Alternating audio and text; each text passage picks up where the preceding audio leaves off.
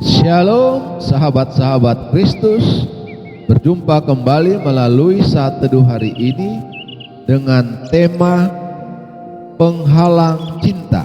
Kita akan merenungkan tema ini melalui bagian Alkitab yang terambil dari kitab Kisah Para Rasul pasal 10 ayat 1 sampai 48 yang berbunyi demikian. Kisah Para Rasul pasal 10.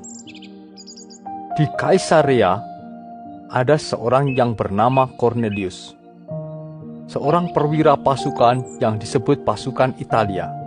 Ia saleh, ia serta seisi rumahnya takut akan Allah, dan ia memberi banyak sedekah kepada umat Yahudi dan senantiasa berdoa kepada Allah. Dalam suatu penglihatan, kira-kira jam 3 petang, jelas tampak kepadanya seorang malaikat Allah masuk ke rumahnya dan berkata kepadanya, Cornelius. Ia menatap malaikat itu dan dengan takut ia berkata, "Ada apa, Tuhan?"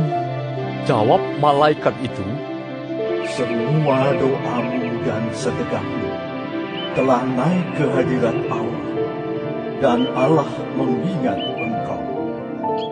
Dan sekarang, suruhlah beberapa orang ke Yope untuk menjemput seorang yang bernama Simon dan yang disebut Petrus.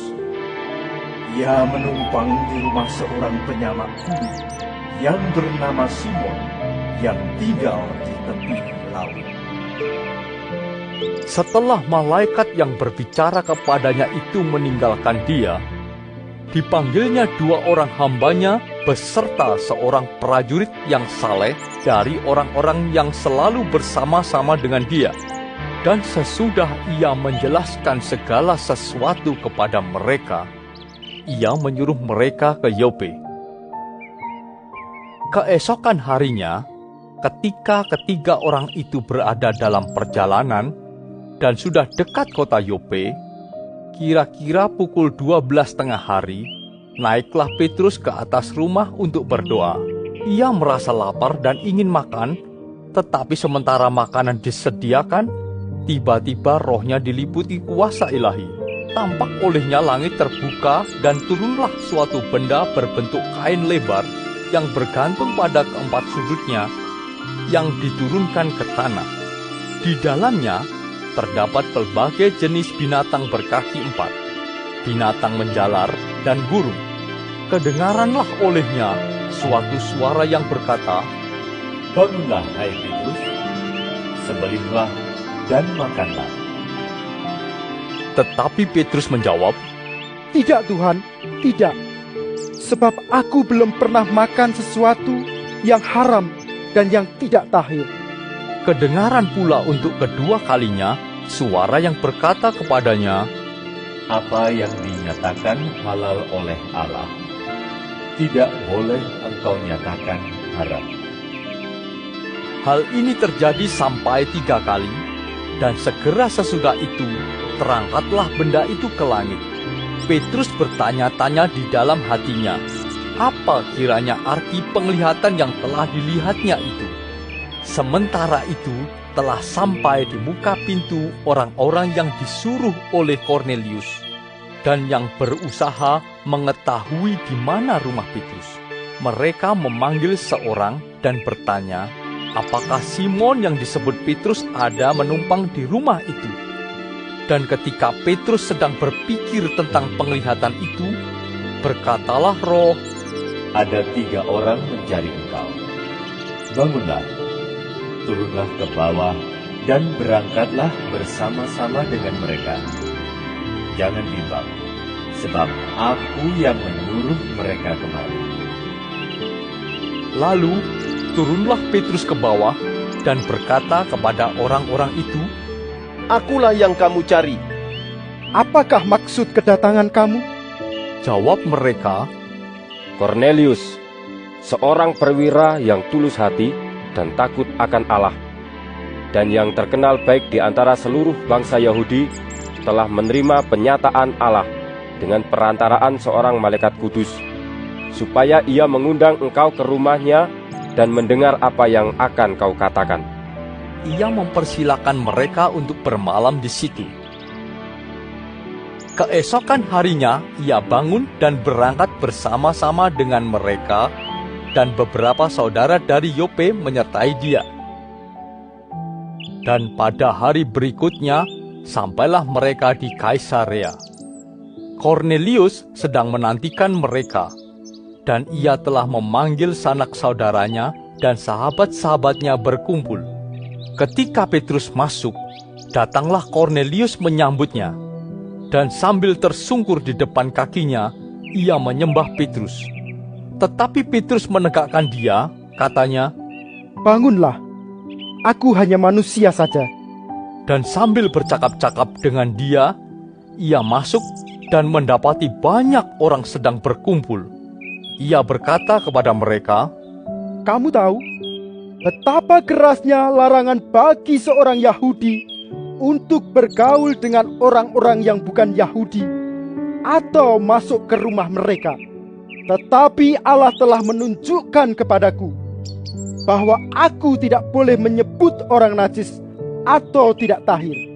Itulah sebabnya aku tidak berkeberatan ketika aku dipanggil, lalu datang kemari. Sekarang aku ingin tahu, apa sebabnya kamu memanggil aku? Jawab Kornelius, 4 hari yang lalu kira-kira pada waktu yang sama seperti sekarang, yaitu jam 3 petang, aku sedang berdoa di rumah. Tiba-tiba ada seorang berdiri di depanku, pakaiannya berkilau-kilauan, dan ia berkata, Kornelius, doamu telah didengarkan Allah, dan sedekahmu telah diingatkan di hadapannya. Suruhlah orang ke Yope untuk menjemput Simon yang disebut Petrus. Ia sedang menumpang di rumah Simon, seorang penyamak kulit yang tinggal di tepi laut. Karena itu, segera kusuruh orang kepadamu, dan dengan senang hati engkau telah datang. Sekarang kami semua sudah hadir di sini, di hadapan Allah, untuk mendengarkan apa yang ditugaskan Allah kepadamu. Lalu mulailah Petrus berbicara. Katanya, Sesungguhnya aku telah mengerti bahwa Allah tidak membedakan orang. Setiap orang dari bangsa manapun yang takut akan Dia dan yang mengamalkan kebenaran berkenan kepadanya. Itulah firman yang Ia suruh sampaikan kepada orang-orang Israel, yaitu firman yang memberitakan damai sejahtera oleh Yesus Kristus, yang adalah Tuhan dari semua orang. Kamu tahu tentang segala sesuatu yang terjadi di seluruh tanah Yudea, mulai dari Galilea, sesudah baptisan yang diberitakan oleh Yohanes, yaitu tentang Yesus dari Nazaret, bagaimana Allah mengurapi Dia dengan Roh Kudus dan kuat kuasa. Dia yang berjalan berkeliling sambil berbuat baik dan menyembuhkan semua orang yang dikuasai iblis, sebab Allah menyertai Dia.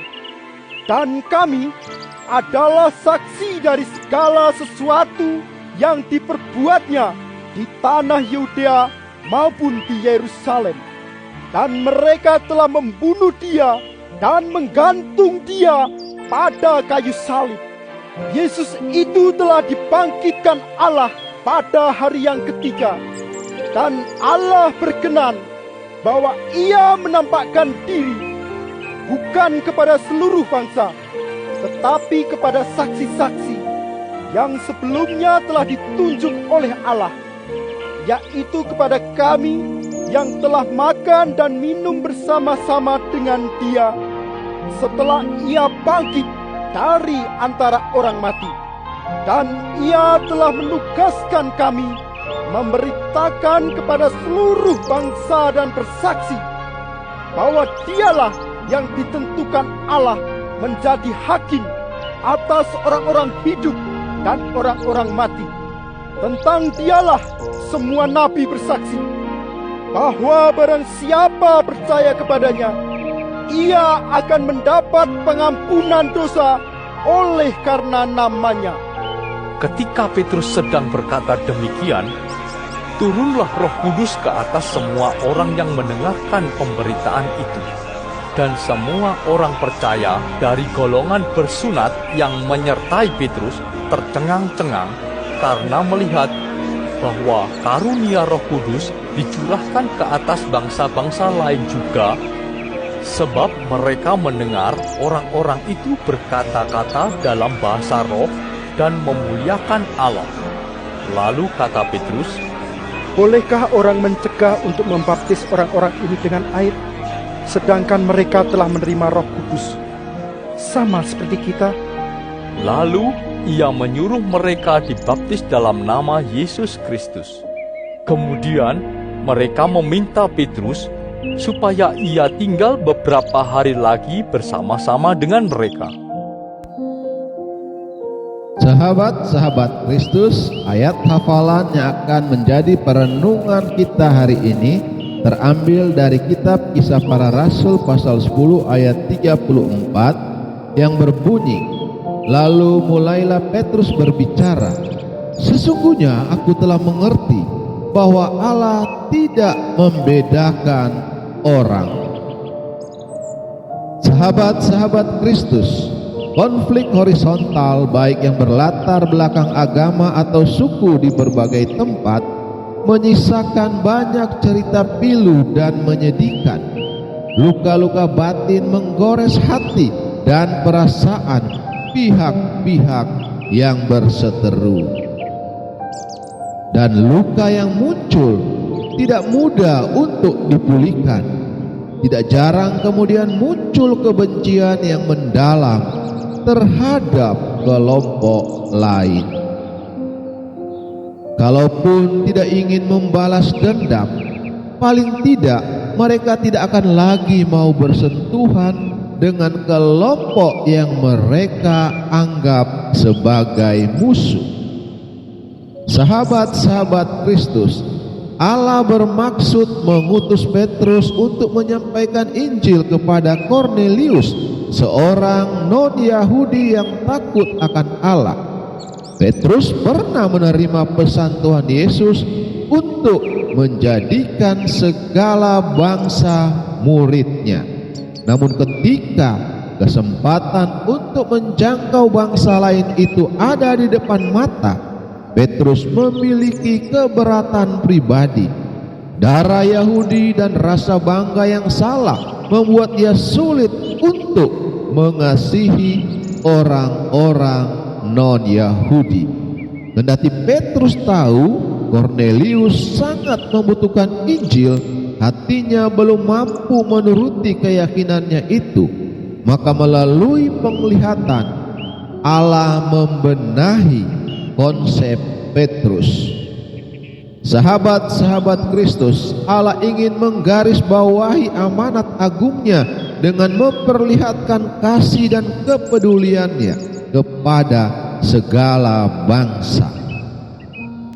Apakah kendala kita memberitakan Injil? Apakah kita punya daftar orang-orang yang tidak kita sukai dan karenanya kita anggap tidak layak mendengar Injil? Atau kita merasa ada sekelompok orang yang lebih pantas didahulukan untuk diselamatkan?